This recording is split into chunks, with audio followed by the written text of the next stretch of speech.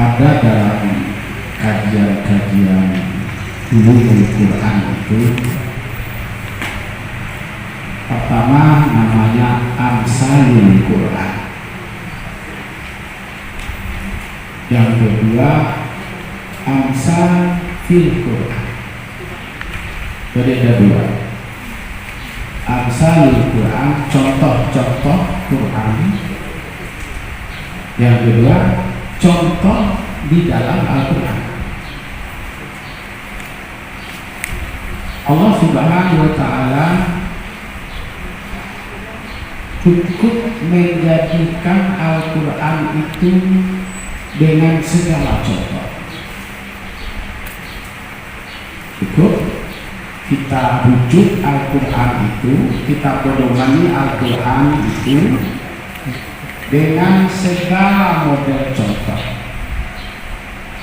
Mulai dari zaman Nabi Adam sampai nanti hari kiamat telah ada contoh-contoh, telah ada misal-misal, atau telah ada eksperimen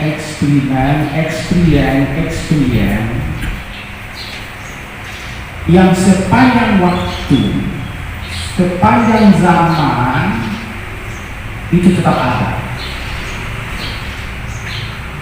Maka kesimpulan yang pertama kita ambil bahwa cukup menjadikan Al-Quran itu sebagai contoh bagi kita dalam menghadapi kehidupan. Apa maknanya? Kita tak perlu mengambil rujukan kepada teori-teori manapun dalam hal menghadapi kehidupan. Yang pertama.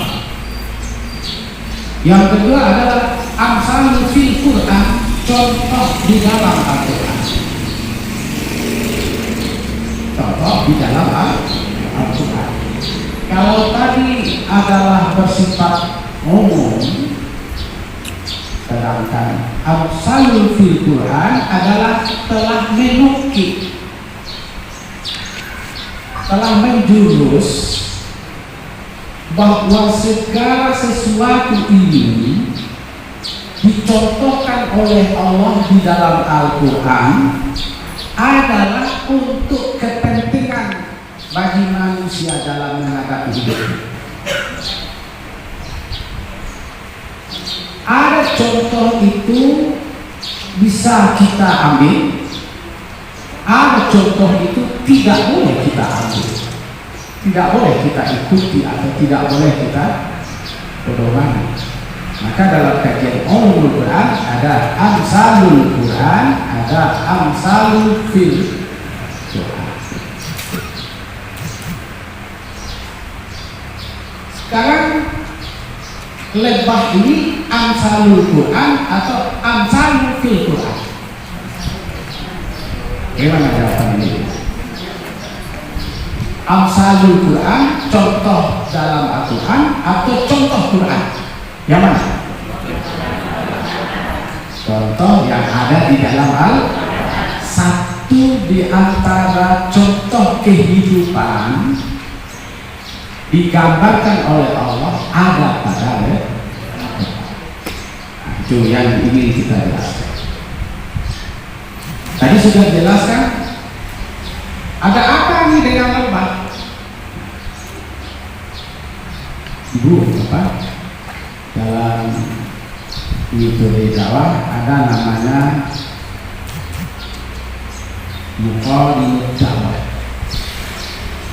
ada namanya perbandingan dakwah, lalu ada muqadimul amsal, ada namanya pertandingan terhadap contoh.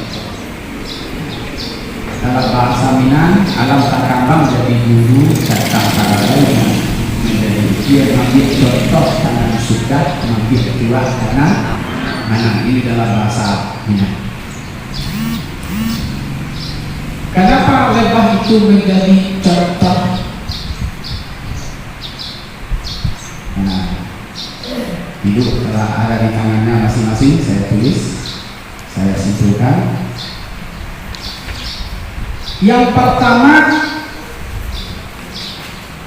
lebah itu hinggap di tempat yang bersih dan menyerap hanya yang bersih, tidak. Tadi sudah dijelaskan. Dia hinggap di tempat yang bersih, lalu dan membawa hasil yang bersih. Apa bedanya dengan lalat? Disebut juga kah lalat itu dalam Al-Quran? Iya. Ya. Untuk apa lalat diciptakan? Untuk apa lebah diciptakan? Kalau lebah hinggap dari yang baik, membawa hasil yang baik, sementara lalat, lanau, hinggap tempat yang buruk, memakan yang buruk, dan menularkan yang buruk.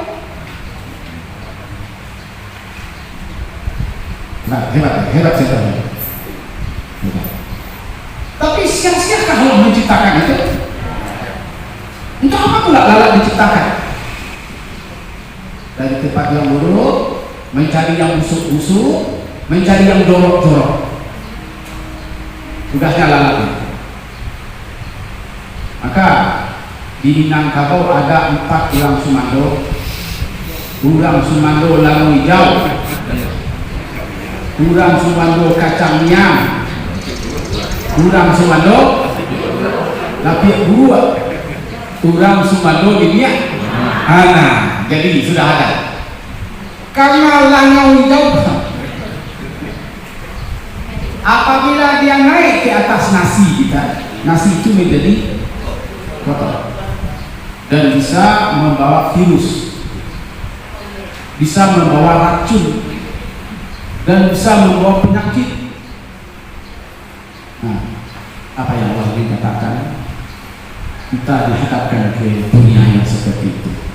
Sekali-kali kita ketemu dengan lebah, sekali-sekali kita ketemu dengan lanau hijau.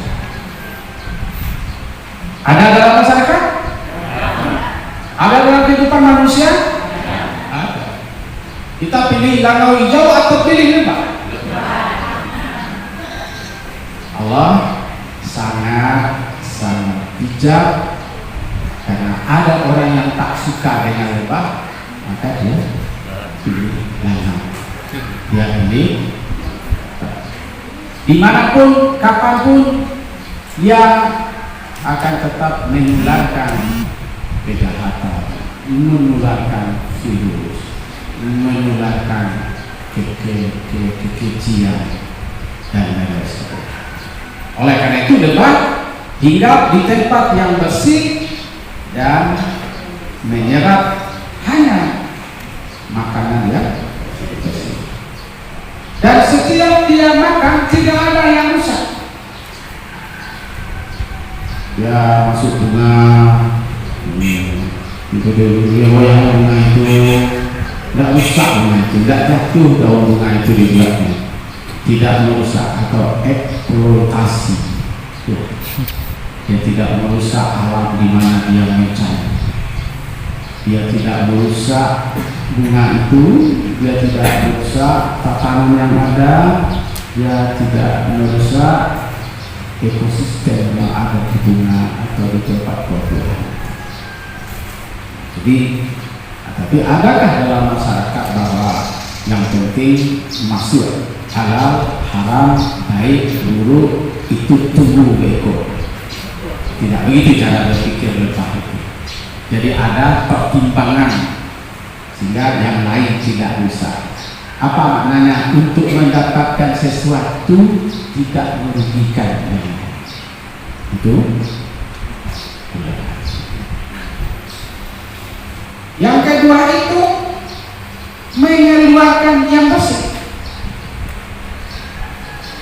Al-zahiru yadulul batin. Nah, ini faedah orang-orang pintar. Yang zahir itu menunjukkan yang batin. Apa maksudnya? Ibu, kalau saya berkata kasar atau saya berkata-kata jorok, itu yang kasar dan yang jorok itu mulut saya atau yang dari dalam diri saya? Pernah?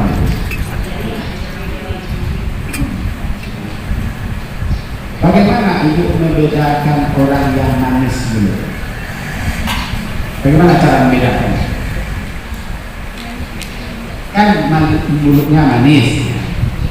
Lalu tadi kaidah menyebut al-zahiru yadulul batin, yang zahir menunjukkan yang batin. Kalau umpamanya saya bicara manis, lalu apakah selalu dalam manis?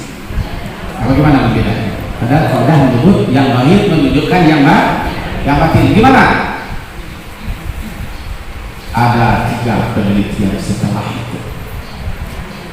Ada yang bersifat deduktif, ada yang bersifat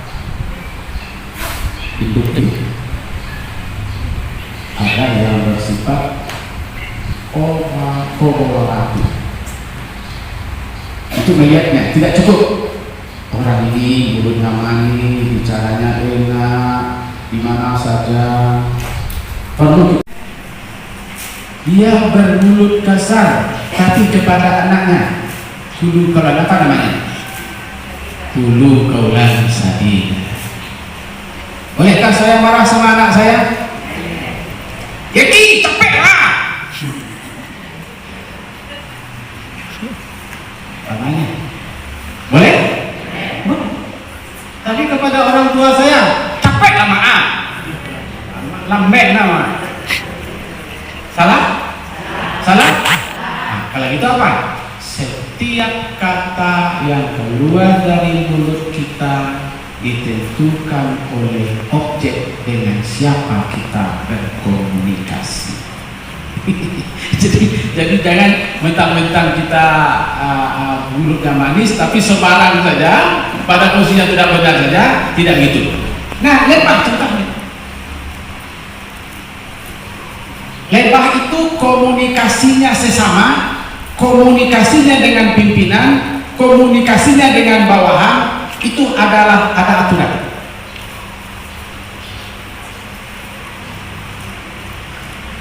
Iki siapa? Siapa yang paling hebat komunikasinya di dunia?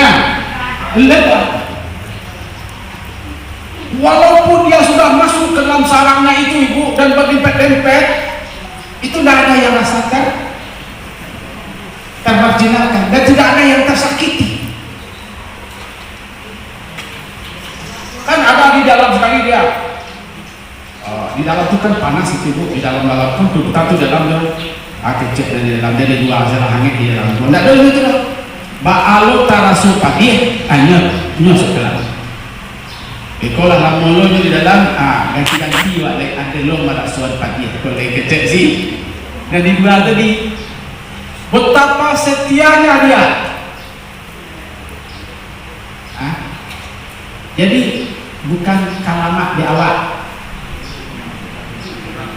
tapi lama di awak kaki jude orang lama dek. Itulah hebatnya hebat. Kenapa Allah dengan tegas menyebut lebah dalam Al-Quran? Karena lebah ini menjadi contoh bagi kita dalam menghadapi kehidupan. Yang ketiga, tidak pernah merusak.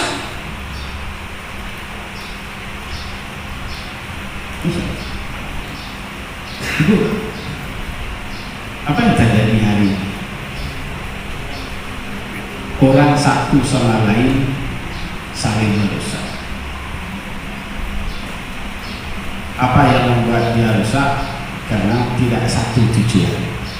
Jadi kalau ditanya orang, kenapa ada kerusakan dalam diri, dengan keluarga, dengan masyarakat, di dalam berbangsa dan bernegara? Jawabnya satu, bila tujuan tidak sama, maka tumbuhlah kerusakan. Ulang lagi, bila tujuan tidak sejalan, dimanapun bumi yang ibu pijak, dimanapun kita berada sampai hari kiamat, maka apa yang akan terjadi? Akan terjadi kerusakan. Sebab lurus pagi, lurus. Tadi Ustaz Noh telah menjelaskan sampai 18 kilo dia mencari madu, mencari makanan, tidak pernah sesat. Kenapa? Dan begitu kencang dia menuju kemana, ke Bungus misalnya, ada 8 kilo dari sini ke Bungus, cepat melewati bukit, begitu cepat lagi ke sini. Kenapa saya tahu tempat kembalinya? Karena tujuannya jelas. Ulang lagi, bila tujuan tidak sama, apa yang terjadi? Akan terjadi kerusakan di rumah tangga, dengan keluarga, dengan kakak, dengan adik.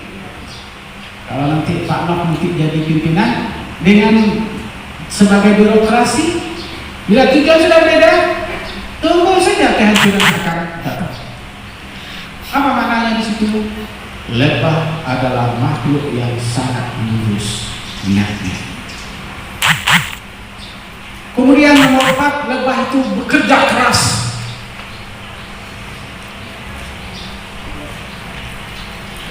Faiza azamta fatawakkal 'ala Allah.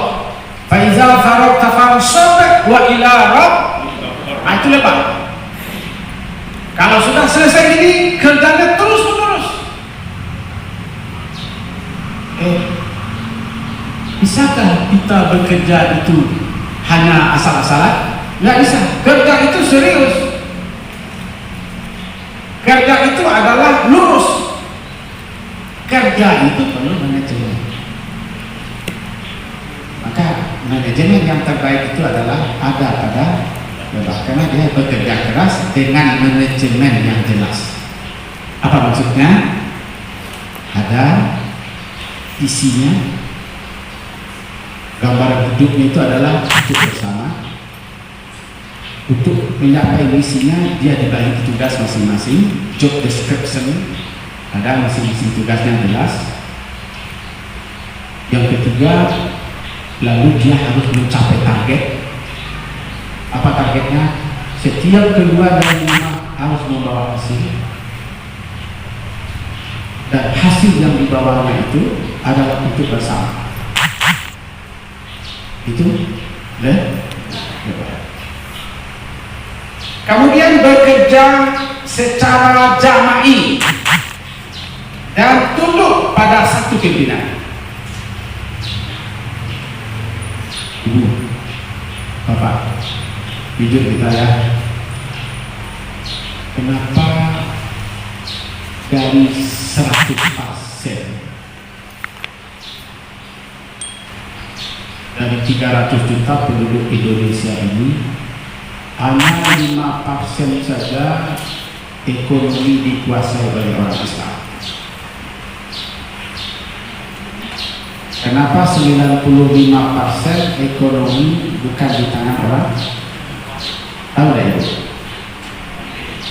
Saya lama tinggal di belakang Tangsi sana dulu.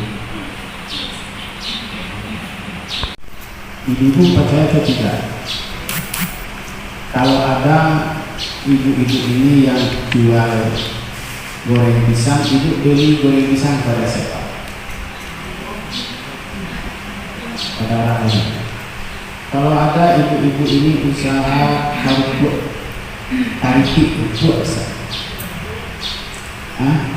bagaimana kalau besok minggu depan itu atau selanjutnya saya akan bikin ini ada yang jual lontong, ada yang jual kerupuk goreng, ada yang jual kerupuk maco, ada yang jual apa lagi bekas, ada yang jual sanjai. Kan? Mau nggak ibu membelinya? Kan kita sambil pergi ngaji, kita sudah bawa kerupuk, kita sudah bawa makanan, kita sudah bawa obatan, kita sudah bawa lengkap-lengkap. Kenapa harus pergi pula ibu ke supermarket? Di sini ada semua. Dan masing-masingnya itu menyampaikan kepada orang lain tidak untuk dirinya. Kerupuk kan itu, kerupuk saja itu ada sama Abu D misalnya, ya kan? Kenapa harus kita beli kepada yang lain? Kalau harganya di sana adalah 50, sama beliau itu ada 50, kita beli ke mana? Apalagi harganya tidak 50, 45 misalnya. Kenapa harus belanja kepada yang lain? Nah, lebah adalah menggambarkan dan mencontohkan kepada manusia bahwa manusia itu harus kompak. Terakhir, tidak pernah melukai kecuali kalau dia diserang, kalau dia disakiti. Itu kesimpulan yang disampaikan oleh Ustaz Noh secara tersurat. 2 menit terakhir saya akan menggambarkan secara tersurat. Ibu bapak yang saya hormati, kemudian makanlah kamu tentu dari buah-buahan yang kamu cari, dan berjalanlah kamu dalam kondisi lurus. Kan begitu perintah Allah kepada lebah itu. Lalu ada yang paling menarik, ayat yang paling di bawah sekali. Wallahu itu kemana pergi? Coba ibu ya. Wallahu khalaqakum summa yatawaffakum. Allah menciptakan kamu. Apa maksudnya? Rezeki kamu sudah disiapkan, umur kamu sudah disiapkan, suami kamu sudah disiapkan, anak kamu sudah disiapkan, rumah kamu sudah disiapkan, segalanya sudah dilengkapi. Terima adanya. Tak bisa dipaksa, sudah jelas itu. Sudah ada kadar, sudah ada ketentuan. Allah juga mewafatkan kamu. Di antara kamu yang banyak ini dipanjangkan umur, tapi umur yang panjang itu ia menjadi pikun. Ia tidak tahu lagi, ia tidak mengerti lagi. Bahkan dia tanya kepada diri kita, wa amsya, kau siapa? Rupanya. Tidak hanya itu, di umurnya panjang itu, di saat dia pikun itu, dia kembali kepada anak-anak yang sama sekali tidak tahu lagi apapun yang dibuatnya. Mau makan dia, mau minum dia, mau hook dia, mau tidak berbaju dia bebas saja. Apa maknanya yang ini? Kenapa ada hubungan lebah itu dengan cerita ini? Allah ciptakan perbuatannya, Allah wafatkan dia, dan Allah di antara mereka ada yang Allah panjangkan umurnya, dan sehingga dia menjadi pikun. Apa maknanya? Apa yang kita takutkan dalam hidup ini? Pikun. Betul? Apa obatnya?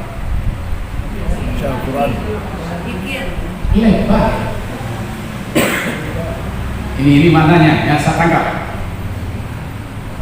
Bagi orang yang pikun, selagi manis olehnya rasa lebah, semakin hilang rasa kepikunan. Jadi jangan dikatakan kata sifat tadi yang disebut oleh Ustaz Noh tadi, dia obat mengurangi pikun. Sekali lagi, untuk apa lebah? yang tak disebut di dalam kajian-kajian saintis. Oh, lebah itu adalah untuk menghilangkan pikun. Kalau pikun itu puncaknya, awal pikun itu apa? Lupa. Mau ingin pikiran kita jenius, agar pikiran kita itu selalu optimal, minum ya. Almarhum Arifin Ilham, ya, dia memproduk lebah madu hitam, namanya madunya pahit. Keren dulu. Ternyata umatnya itu sehat-sehat, yang pikun-pikun, yang lupa-lupa, yang sudah stres otaknya, minum. Teteskan lebah dulu. Itu aja dia, kalau nggak mau dia dulu masukkan di dalam. Dia suka teh manis, saya kasih ada lebah di dalam sedikit. Kenapa? Untuk memulihkan kelupaan, kepikunan, dan yang lebih penting lagi, ketika dia lupa diri, dia bercarut-carut, dia emosi, dia menganggap kita yang tak berbakti kepadanya dan lain sebagainya. Kasih madu. Saya rasa bisa jadi, maka pada ayat berikutnya, Innallaha alimun qadir. Sangat jarang Allah ini mengaitkan kata alim itu dengan qadir. Apa maknanya di situ? Ketika Allah itu adalah Maha Tahu dan Maha Berbuat, bisakah orang yang sudah lama itu tak lupa bisa baik oleh Allah? Bisa saja oleh Allah. Bisakah oleh Allah yang selama ini sakit dia lalu sehat lagi ya? Sama Allah bisa saja. Bagi Allah tak ada yang sulit itu. Nah, oleh karena itu ibu bapak, jika ada di antara ibu keluarga ibu yang pikun, yang rewel, itu adalah ladang ibadah yang tidak ada tanding. Siapa yang lolos dari ujian itu, tidak ada yang menghalangi dia masuk surga kecuali mati. Mati dia dulu baru masuk surga. Andaikan bolehlah dia dari hidupnya itu langsung ke surga, Allah akan masukkan ke surga. Tapi syarat untuk masuk surga itu harus mati. Oleh karena itu orang yang bisa merawatnya, Allah jamin orang itu masuk surga. Nah, mudah-mudahan bagi ibu keluarga bapak yang punya ibu seperti itu atau bapak yang seperti itu adalah ladang ibadah yang tiada tanding. Semoga kajian-kajian ini bermanfaat kepada kita semua. Bila taufiq hidayah. Wassalamualaikum warahmatullahi wabarakatuh.